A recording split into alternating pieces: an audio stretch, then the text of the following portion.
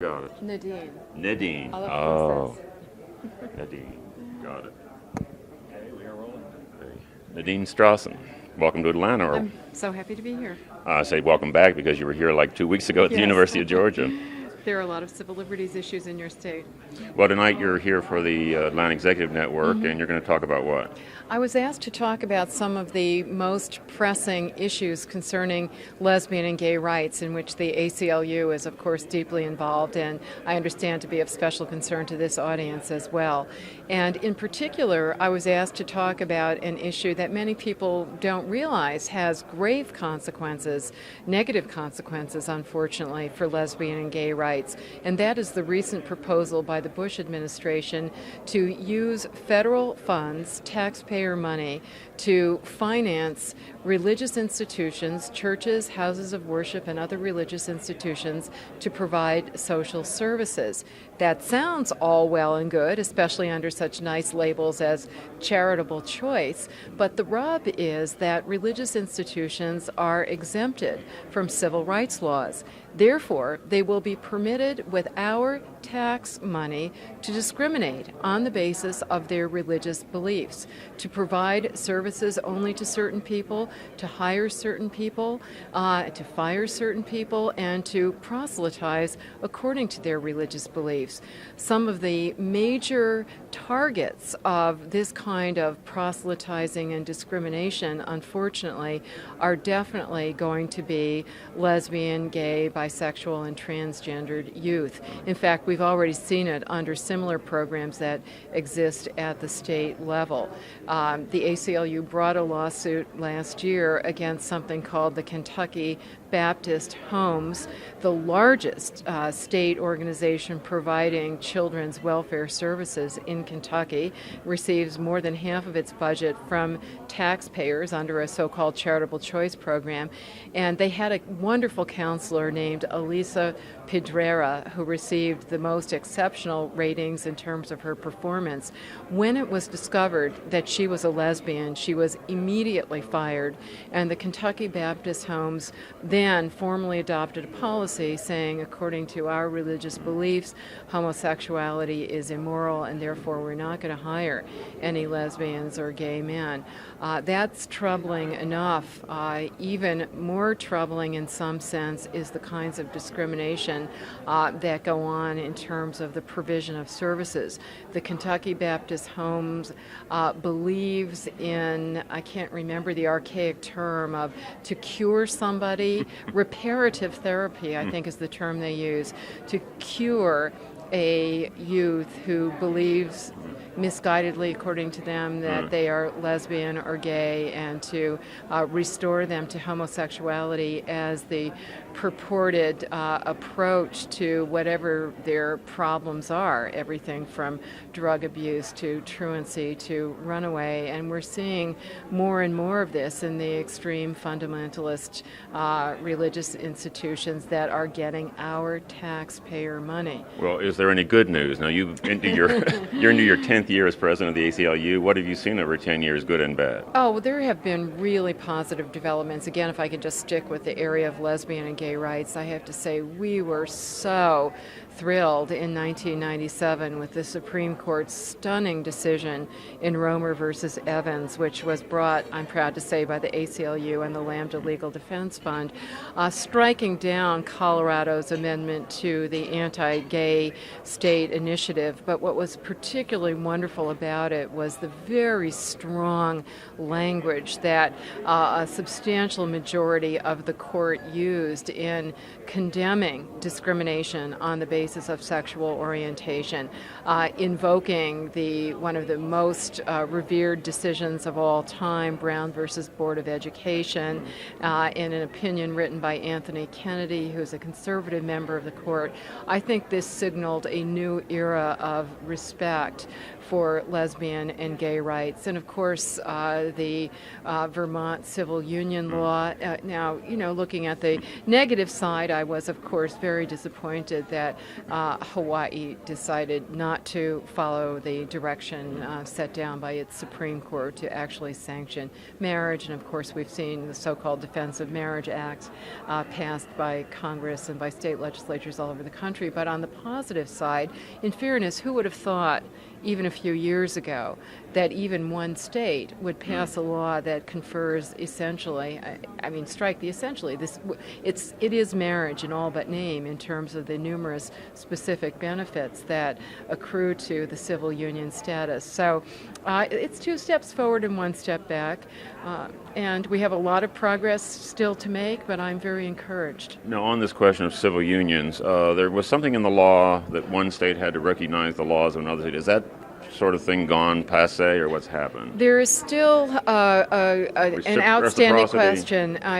You're referring to a very unknown provision in the United States Constitution called the Full Faith and Credit Clause, which in general would require any state to recognize a status such as a marriage or a civil union that's conferred by another state, precisely to avoid that consequence with respect to civil unions, or at one point it was feared by those who don't like sanctioning same-gender relationships. It was feared that there might be marriage in Hawaii. That's why they rushed to pass these so-called Defense of Marriage Acts, stating that in words more or less to this effect, that it is the strong public policy of this state that marriage is a status that is reserved to one man and one woman. Reason being that an exception to the Full Faith and Credit Clause is if one state can show that it has a very strong public policy objection to a status that's conferred by another state, that will be an exception. So these states were all rushing to say, we're not going to be bound, we'll be an exception to the Full Faith and Credit Clause. So do you think that's going to continue, or is there some turnaround perhaps on that? Ultimately, it will remain to be tested in the courts. There has been almost no litigation and no track record in the United States Supreme Court. So as with a lot of these issues, a lot could ride on who the new justices to the court will be. We anticipate a number of vacancies. Having said that, there is always room for reform at the local level through legislation. The community could organize in any state to repeal these DOMA laws so that it wouldn't matter what the Supreme Court held.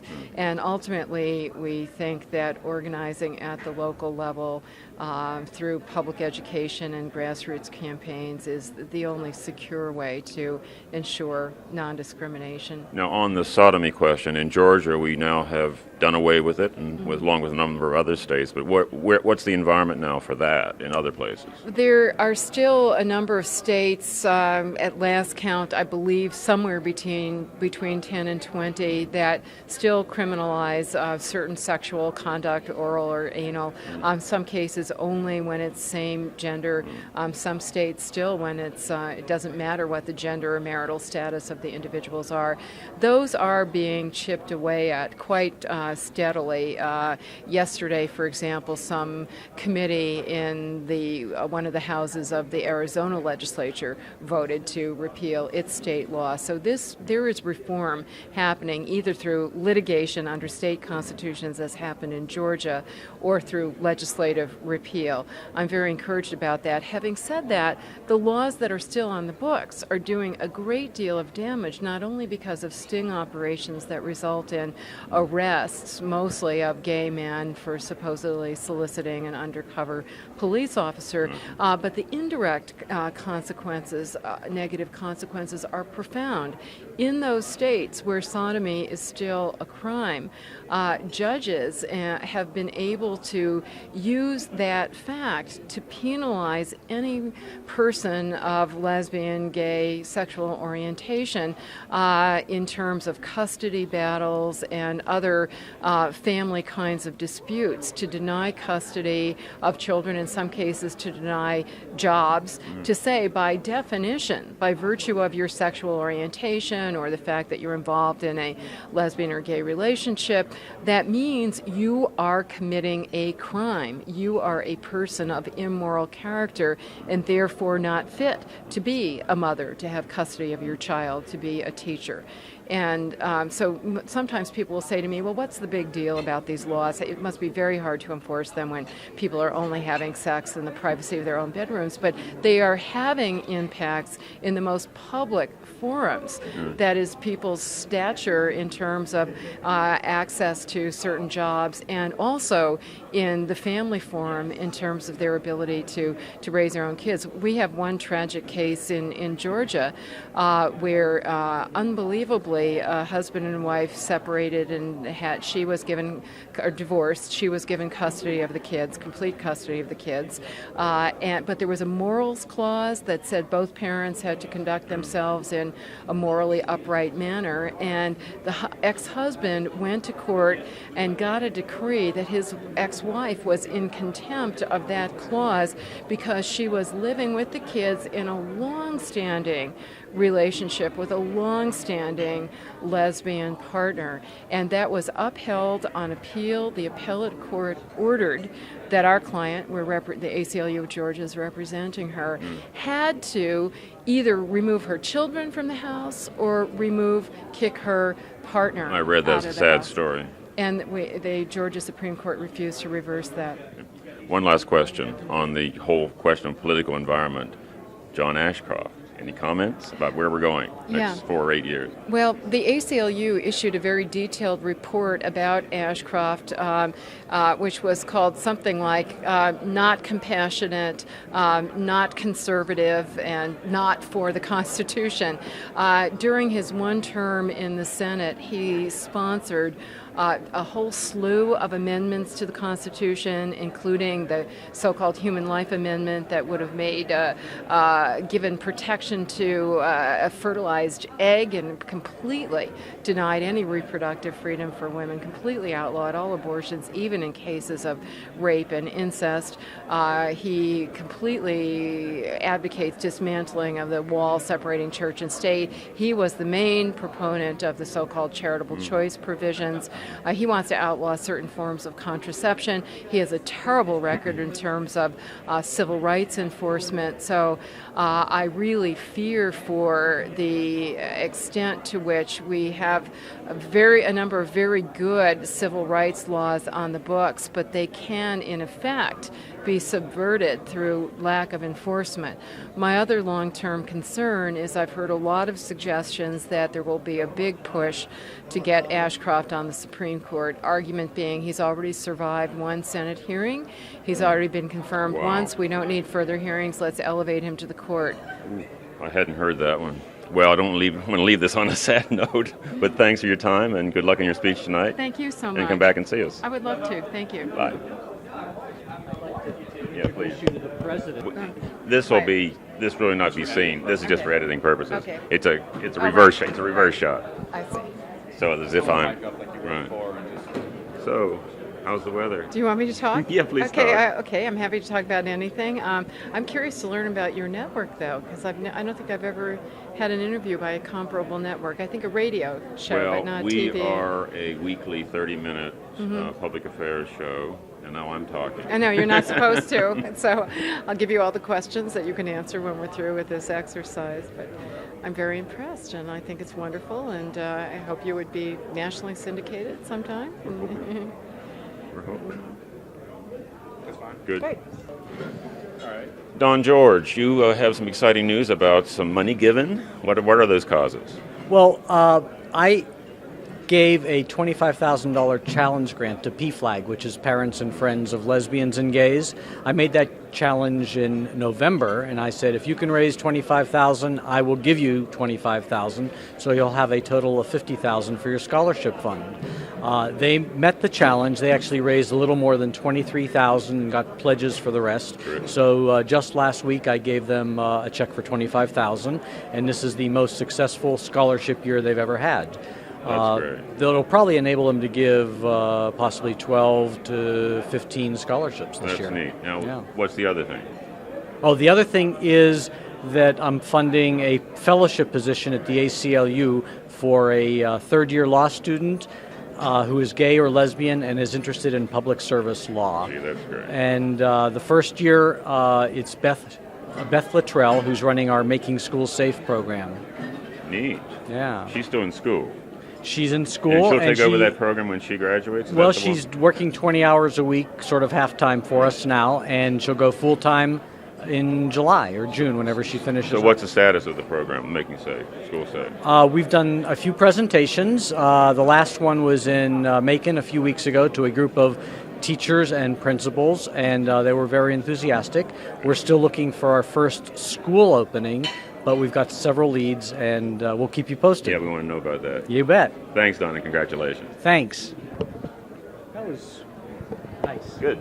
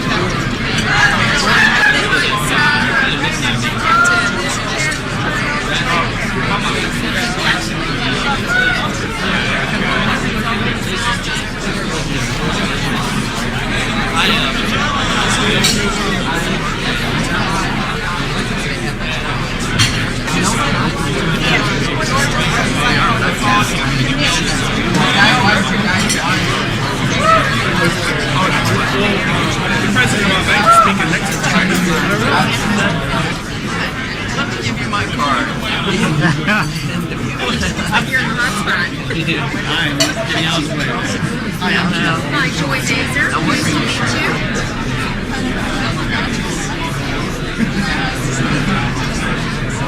They definitely have a reputation. People don't. The other thing is, they pick the tree for safety, trying to get that safety. Is that a precedent? So, basically,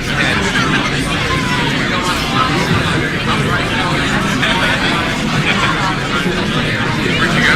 She had to walk there.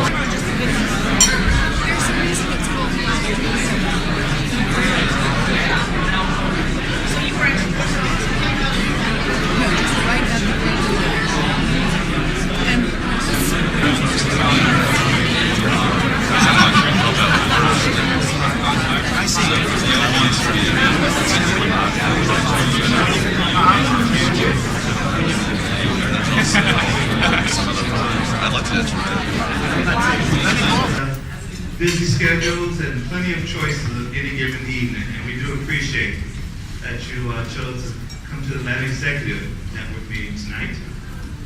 And I know that we have a lot of visitors, and we're really happy to have our first-time members, ACLU, from Stonewall, and so forth. So I'm just curious, how many people here, this is their first AEN meeting?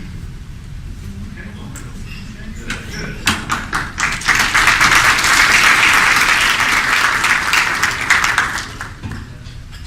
We have an excellent website if you'd like more information about us. And if I was a better person, I could just rattle off the URL right now. It's www.aen.org, right, Jane? Information about us. One of the things that we we do is that we have monthly lunches. Different members, board members in particular, but different members will host lunches around the city. There's generally some downtown. That's picking up a lot of steam. I don't think Doug is here, but we have to support our brothers and sisters out in Gwinnett County. So you can go to our website and sign up for it, and look forward to meeting. I look forward to meeting you as well. Before we get started, I'd like to make some announcements, and always there with the director of the Atlanta Gay and Lesbian Center, which is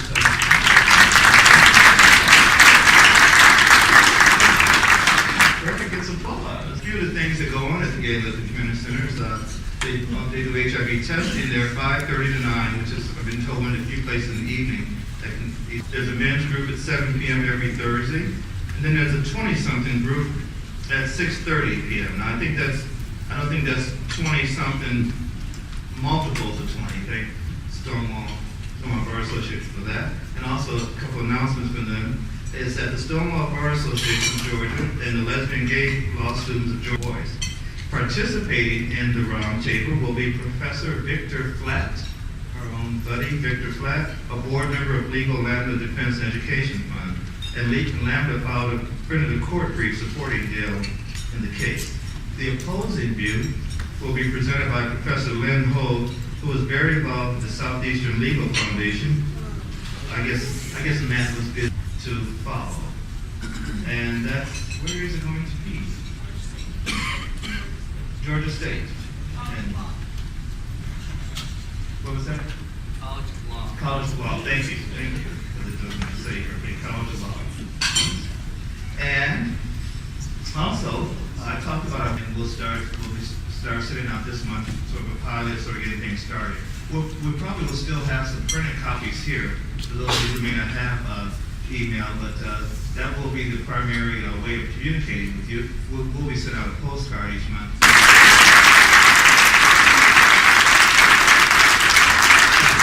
Thank you for coming.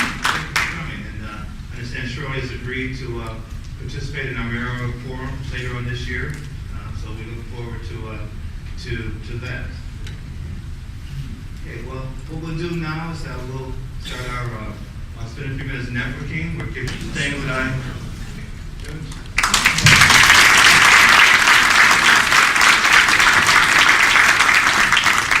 Judge Newkirk is of the State Court of Fulton County. Appreciate you being here, and he's an AN member as well, so appreciate you being here on a continuous basis. Appreciate it. Okay. And also join us on the podium, Jeannie McCain, President Stonewall.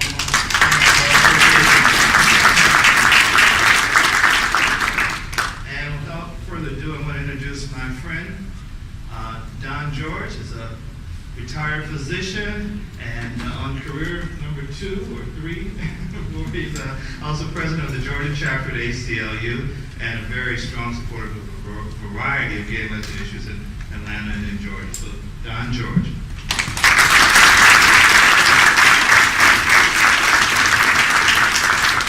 Thank you, Ron. I'm honored to introduce to you Nadine Strossen, president of the American Civil Liberties Union, a position she's held for the past 10 years. Nadine is a graduate of Harvard College and Harvard Law School and is currently a professor at New York Law School. As president of the ACLU, which is entirely a volunteer position, Nadine makes over 200 public appearances worldwide each year and has been a guest on many of the most important TV news talk shows, including this past Monday, Nightline, tomorrow night, a PBS show called Debate, and she seems to be a regular on Politically Incorrect. 2 weeks ago, she debated Supreme Court Justice Antonin Scalia in front of a packed house in Honolulu, and from what I hear, she had the better arguments. Nadine is author of the book Defending Pornography, which actually hits quite heavily on gay and lesbian rights, and is on numerous lists of the 100 most influential or powerful or important women in the U.S. Nadine is so enthusiastic about the work the ACLU does that she once tried to purchase for her husband the gift of a lifetime membership in the ACLU, but he refused it. I could go on for 20 minutes about Nadine's accomplishments, but I don't want to take away from her time. So without further ado, I present my friend, Nadine Strossen.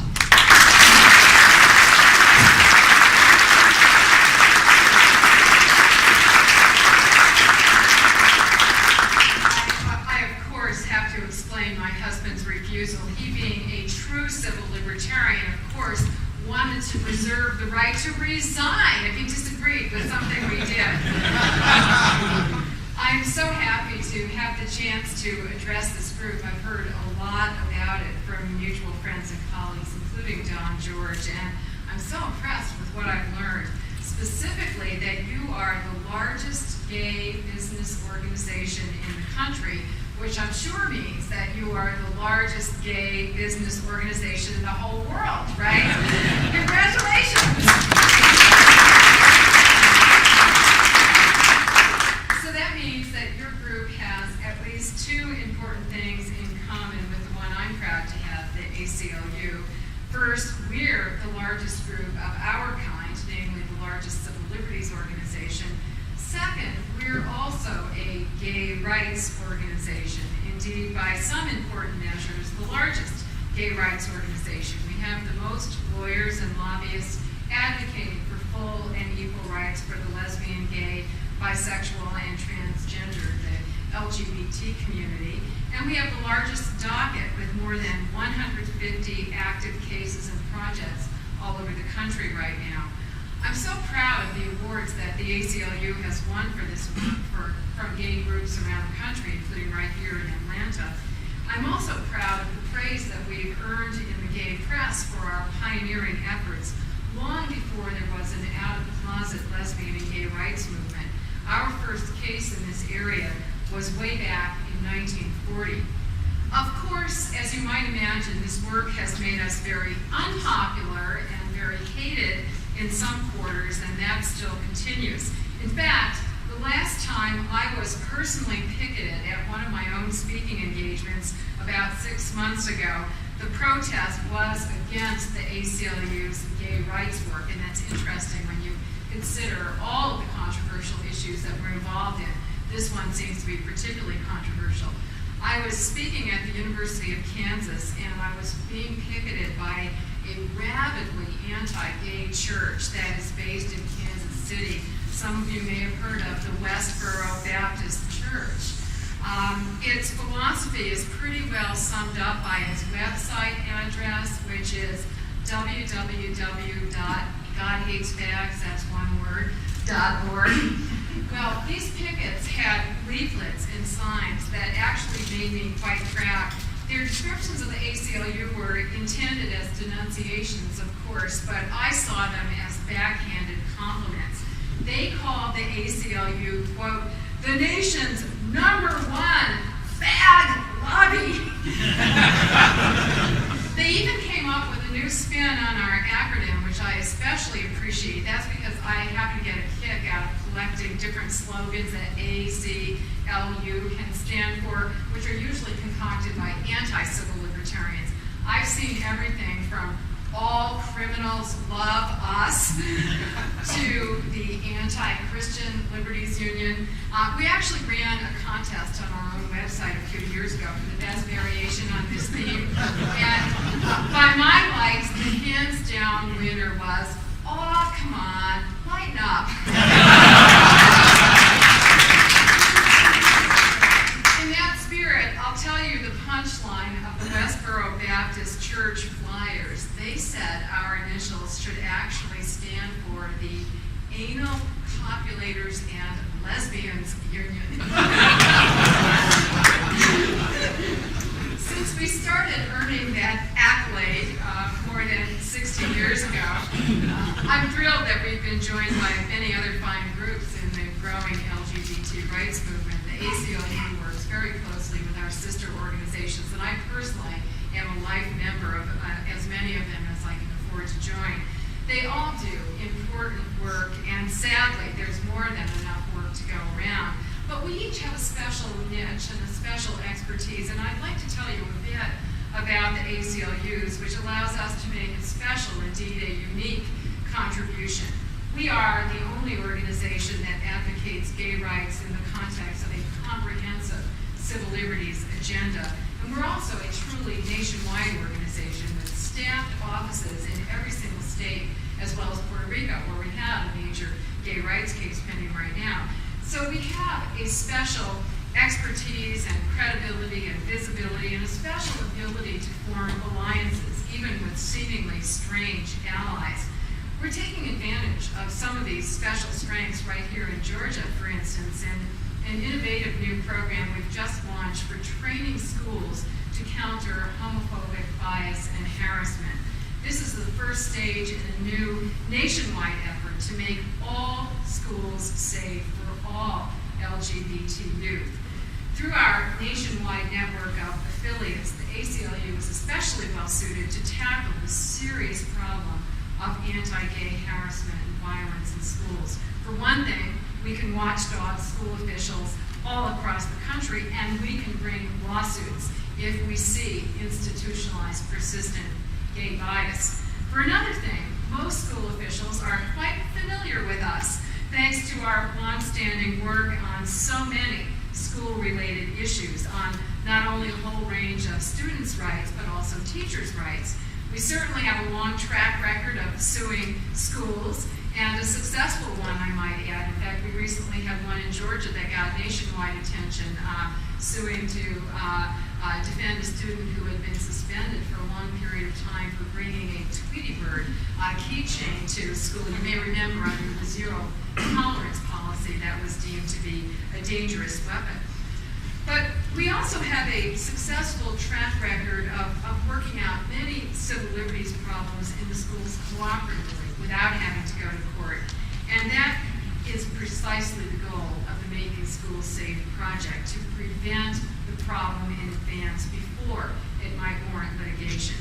Last but far from least, the fact that the ACLU champions all rights for all people defangs one criticism that this school safety project could well garner from the usual critics, namely the familiar complaint that gay students shouldn't have special rights. And of course, we're advocating for equal rights with great credibility. I'll say a little bit more about this promising new program later, but first, as I said, I want to put it and all of the ACLU's gay rights work in the context of our overall agenda.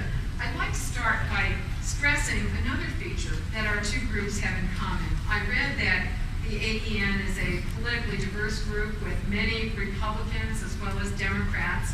Likewise, the ACLU includes politically diverse members, and as a group, we are staunchly nonpartisan.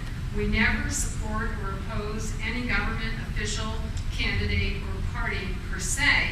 Rather, we support or oppose their particular positions on specific issues on an issue-by-issue basis. Since we have a very broad agenda, neutrally supporting all fundamental freedoms for all people, given that broad agenda, no matter who you are, you will no doubt agree with us on some issues and disagree with us on other issues. And that's certainly true for government officials too. So our political allies are as diverse as our members, leaders, and clients all are. And this is something that is strategically very useful.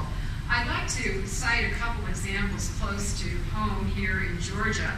One is Georgia's Congressman Bob Barr, of course, a conservative Republican who has, on some issues, worked very closely with the ACLU and who has profusely praised our work, specifically in the area of privacy, including protection from high-tech government surveillance and from non-consensual dissemination of information about such personal matters as our own health and finances. He's been a very good ally on those issues. And the hissers won't like this, but he actually wrote an op-ed column called, "Like It or Not, the ACLU Gets Results." And he talked about how when he first got to Washington, everybody was clamoring for his time and attention, and he said, you know, time is of such a premium. The main criterion that you want to use for deciding which organization to align with is which is the most effective. And basically he said, in deciding which organization to back, nothing is more important than its ability to get results. And when it comes to getting results, very few organizations are as effective as the ACLU. So I hope that doesn't cut against us for those of you who asked. He did say, let me say this, he said, while working together on privacy legislation, I've continued crossing swords with the ACLU on issues where we disagree. So there are those as well. Another example of a seemingly strange ally perhaps is Georgia State Representative Mitchell Kaye, a Republican from Marietta. The ACLU of Georgia represented him. He was one of our clients, along with the Conservative Policy Caucus in the Georgia legislature in our successful challenge to a Georgia cyber censorship law. That law endangered this conservative policy group's website, which simply published the voting records of members of the Georgia House of Representatives along with political commentary. We certainly thought this should be protected expression, and fortunately the court agreed with us and struck down the Georgia law. So I cite these cases to illustrate the neutral, nonpartisan mission of the ACLU, as I noted, to defend all fundamental freedoms for everyone, no matter what they believe in terms of politics, religion, or anything else, and no matter who they are in terms of race, gender, sexual orientation, or anything else. Along with the founders of our country, we believe in inherent or natural human rights. We all have these freedoms merely by virtue of having been born human. Of course, back in the 18th century, these concepts were aspirational ideals only, and they're still far from reality today, especially for members of minority groups, including sexual orientation minorities. Let me cite one recent horrific example. Just last week, 1 week ago yesterday, the state of Missouri executed Stanley Linger only because he was gay. To be sure, he had been convicted of a terrible murder, but his accomplice, who confessed to the very same murder, only got a 10-year prison sentence. Why this disparity? During the sentencing phase of Linger's trial, the prosecution put up only one fact before the jury to help them decide whether he should live or die. This sole fact was his sexual orientation. The prosecutor told the jurors that being gay was a, quote, character flaw, close quote, that should weigh in favor of death rather than the alternative of life in prison without parole. Shocking as this seems in terms of what is right, it shouldn't be shocking in terms of what is real, namely the pervasive persistence of anti-gay bias. On February 5th, the ACLU sent a letter to Missouri Governor Bob Holden urging him to grant clemency to Stanley Linger and commute his death sentence to life. I'd like to read you just the closing passage in that letter. I assume it applies to everyone in this audience too, regardless of your views about capital punishment in general. Here's what we said to Governor Holden. While we may differ from each other on the ultimate question of the utility and morality of capital punishment, we all can agree that someone's sexual orientation should play no role in the decision to sentence him to death.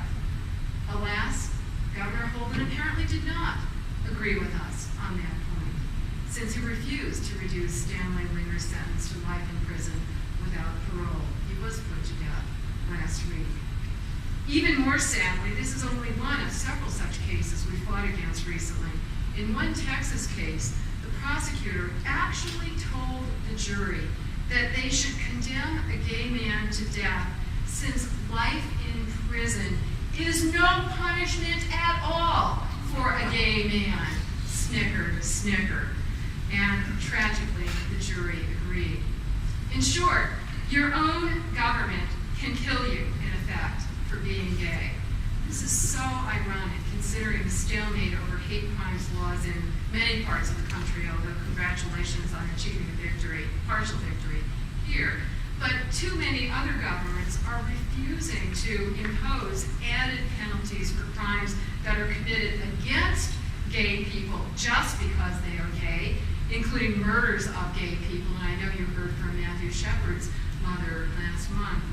Yet those very same governments do impose added penalties for crimes that are committed by gay people just because they are gay, including the ultimate penalty of death. So, we obviously still have a long way to go. But in fairness, we've already come a long way. For instance, who would have thought, even a few years ago, that we would see a state officially sanction same-gender civil unions with the same benefits as conventional marriages? Of course, that happened in Vermont in April. At the time, the executive director of the ACLU's Vermont office made a comment that put this progress in the appropriate perspective. He said, "Yes, this is a momentous day, but we hope that in the not-too-distant future, we can all reflect on the goal of true and full equality and say, how ordinary." We should always have this kind of dual perspective, looking backward to see how far we've come, but also looking forward to see how far we still have to go.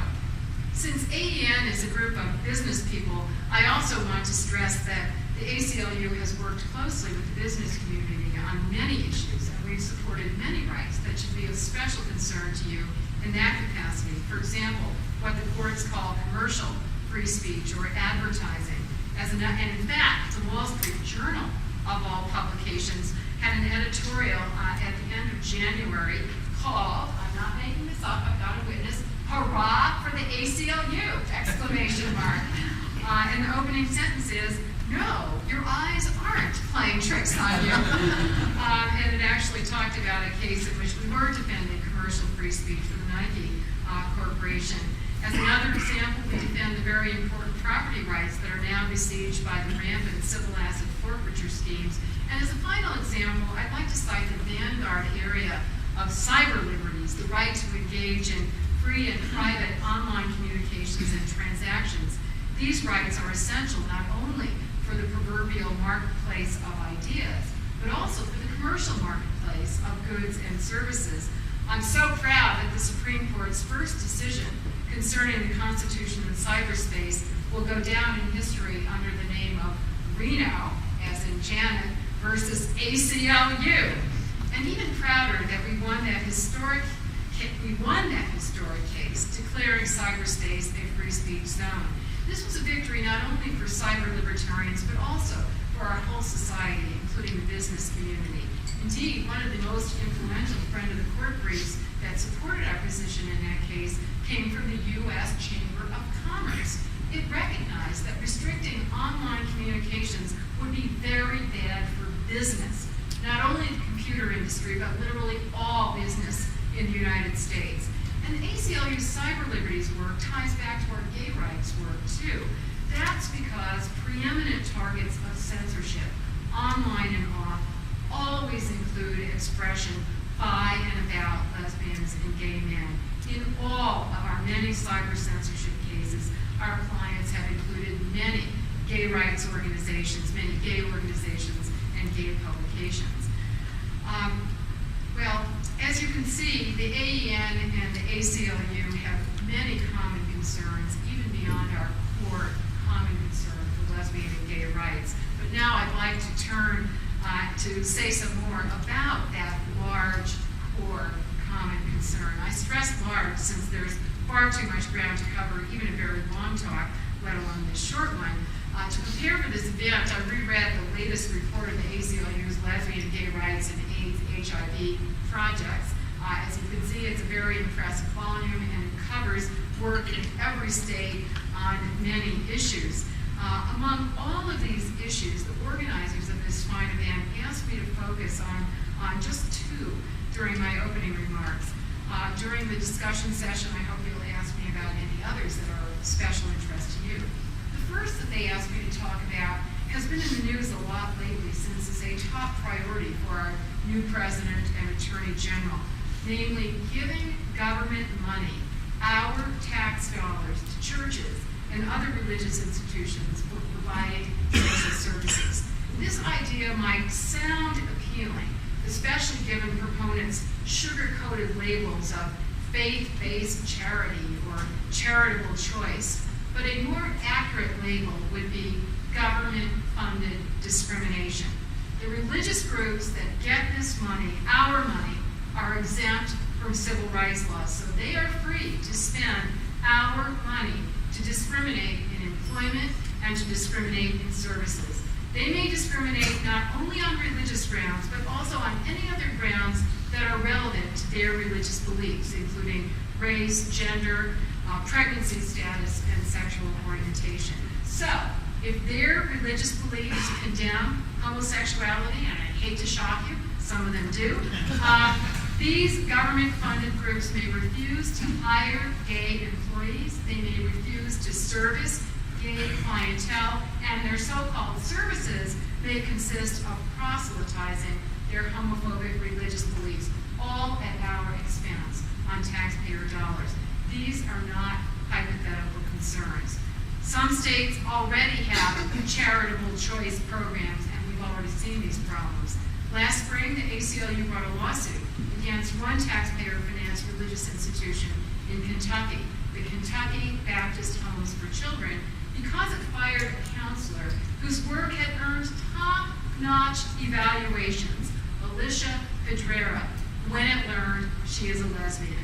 Kentucky Baptist Homes, which is the largest provider of children's social services in the state, then adopted a written formal employment policy prohibiting employment of any gay men or lesbians because, they said, the Bible condemns homosexuality as immoral.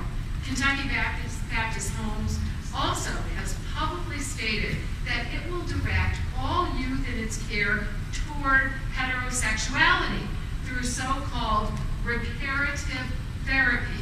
In other words, curing gay people of their deviant and sinful sexual orientation. I am quoting now from Bill Smithwick, who is the executive director of Kentucky Baptist Homes. He said, the ACLU doesn't get it. This has nothing to do with promoting religion. Rather, he said, our policy on not employing homosexuals is about the well-being of children. The average homosexual male lives to be only 39 years old, and we don't think we should be doing anything to encourage sexually confused children to engage in a lifestyle that could take 25 to 30 years off their life. Now, there's one thing for religious institutions to spend the money of their own believers to spread their own religious beliefs among themselves or among others who voluntarily seek them out. But it is another thing for religious bodies to collect our money from all taxpayers to spread these ideas among non-believers who are in fact forced to go there for food, shelter, and other essential services. Do we really want the Kentucky Baptist Homes situation to be replicated around the country? As in the Kentucky situation, major victims will be lesbian and gay youth. That's because, sadly, they are disproportionately in need of the most basic services, including food and shelter. Lesbian and gay youth are overrepresented dramatically in shelters and institutions for homeless youth. They are more likely than other kids to be thrown away by their families or to run away. But support for gay youth in these institutions is virtually non-existent in most parts of the country. Far from support, too many staff members simply perpetuate the problem that drove these vulnerable youth out of their homes in the first place. These problems will simply be compounded under so-called charitable choice. I say so-called because, as you can see in reality, it's neither charitable nor choice. If some of the fundamentalist groups take over publicly funded social services for youth, gay kids will likely face a barrage of negative messages and damning campaigns to save not only their bodies but also their souls and their sexuality. The ACLU is fighting full tilt for gay youth and other potential victims of these programs on three fronts. First, we're trying to block the new legislation, or at least to reduce its damage by inserting anti-discrimination provisions. Realistically, given the politics of public piety and pandering, I doubt that we're going to make much headway on the political front. So that brings us to our second front, When the programs are implemented, closely monitoring them and suing to stop abuses, as in the Kentucky case. The third front is a very innovative and promising one, namely research. We know it is dangerous to place LGBT kids in the care of fundamentalist religious groups, but we don't know how these kids fare with other religious groups with less rigid ideas about sexual orientation. We think it's important to find out so we can inform the public policy discussion without unfairly painting all religious organizations with the same brush. So we've launched a comprehensive social science research project with San Francisco State University's Institute for the Study of Social Inequality, Sexuality, and Health. With a grant from the Ford Foundation, the ACLU and the Institute are conducting case studies of LGBT youth across the country, looking for both the problems and the possible successes.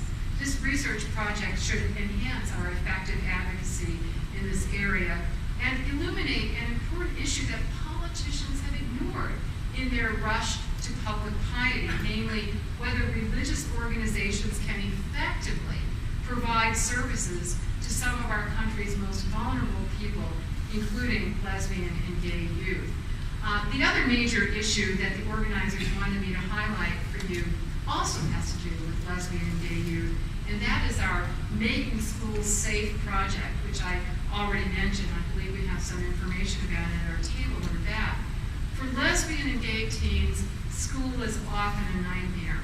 Harassment from classmates is common, especially in many schools where teachers and principals tolerate it or even encourage it. One of the most recent studies came out of Massachusetts students. It was just published in the journal Pediatrics. I don't think of Massachusetts as being a particularly intolerant state, yet this study showed that even in Massachusetts, more than 1/4 of self-identified gay teens were so afraid for their safety that they had recently skipped school. Moreover, nationwide, 1/3 of gay teens have recently been threatened with a weapon at school.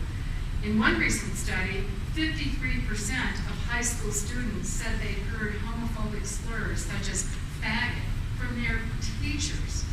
Of course, the ACLU and others have brought lawsuits against schools that have failed to protect gay students from harassment and violence. We just brought our last one a few weeks ago in Visalia, California, as part of a nationwide effort to target the rural schools where this problem is particularly endemic. But lawsuits are a very slow way to change the hearts and minds of people with homophobic or hostile attitudes. So about a half dozen years ago, the ACLU of Northern California began to develop a proactive training program for school teachers and administrators on how to prevent or deal with anti-gay harassment. They've developed a terrific set of visual and written materials that can be adapted and implemented at the local level. The National ACLU has now launched a program to distribute these materials and implement workshops around the country. As a pilot project, we're kicking off the program in 3 states that are somewhat less gay-friendly than the Bay Area when the program got started. And one of the pioneering states is none other than your very own Peach State. Right here, the ACLU of Georgia has launched this program last month under the direction of Beth Luttrell, who is about to graduate from Georgia State University. Georgia State University Law School, I should say. Now, the initial goal is to get workshops going in the Atlanta area schools and then to spread around the state. Likewise, the initial focus is on high schools and middle schools, but the program could ultimately be tailored for elementary schools. Very briefly, the program has 3 primary components in the workshops. First, an interactive panel presentation by 1 or 2 students who are gay, lesbian, or bisexual, preferably students who graduated from the school, discussing their own experiences. Second, a presentation by an attorney about educators' legal duty to promote a safe environment and to end anti-gay harassment and potential legal liability if they do not do that. And third, a series of exercises led by a local teacher to help other teachers counter anti-gay attitudes, including video clips and role-playing. We welcome any help that any of you might be able to provide in promoting this important program. in terms of contacts with any schools throughout the state. We want to get in through personal contacts rather than cold calling. I urge you to take a look at the impressive materials for this program, which are available on the ACLU's website. And speaking of the ACLU's website, that is a good stopping point. I have used up my very strictly allotted time, but .org, and this affiliate has really, along with the national organization, has a long and distinguished history of work in this area, including some very important current cases. And we also have, on another front, social as well as activistic, a recently revitalized LGBT chapter.